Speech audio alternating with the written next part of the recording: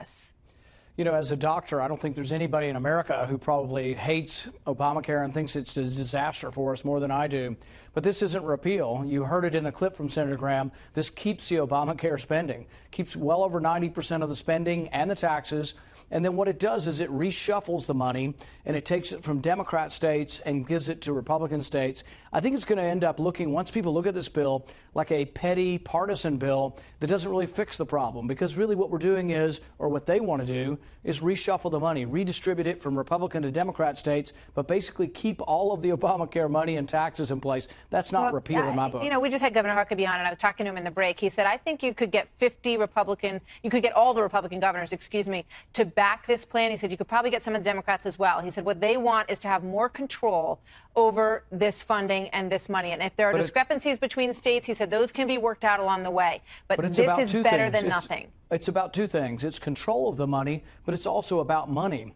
Those of us who objected to Obamacare, we objected to $1 trillion in taxes and $1 trillion in spending. But you're going to be stuck with that forever if something doesn't get passed. I know, but this bill immortalizes that. I can't be in favor of keeping the Obamacare spending and just redistributing it to different states. That's not repeal. This is Obamacare light at its worst, and it doesn't repeal. It's not going to help the country. You said earlier today that you're concerned because you were happy that the last bill went down, and you didn't really get blamed for it too much. John McCain took all the sort of heat for voting against it. But there were two repeal bills, and I voted for both repeal bills. I did not vote for the insurance bailout bill.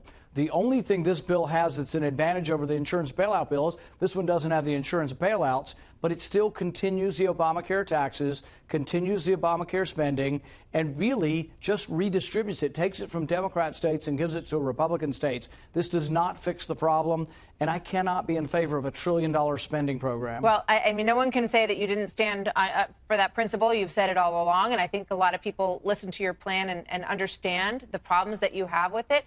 I spoke to some doctors last week, though, who said, basically, I'm going to close up shop. If they can't pass something and get us moving in a direction away from this, then they say they cannot stay in business. I would say there is other good news. I spoke with the president this afternoon, and we talked about something I've been working on for 6 months. This is called healthcare associations, where individuals could join across state lines to form groups or associations to get leverage on cheaper prices. I'll give you an example.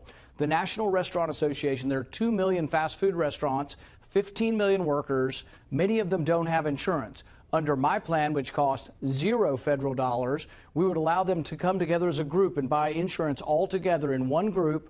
They would get the leverage of lower prices. They'd be protected against pre-existing conditions. The president's going to do it next week or the week after. It's coming very soon. 12 days and I've been working ticking. very hard on that, and I think that's part of the fix. And it wouldn't be $1 trillion federal program like the Graham-Cassidy disaster. Understood. We'll keep a close eye on it. Senator Rand Paul, always good to have you here. Thank you very much. We will make America great again.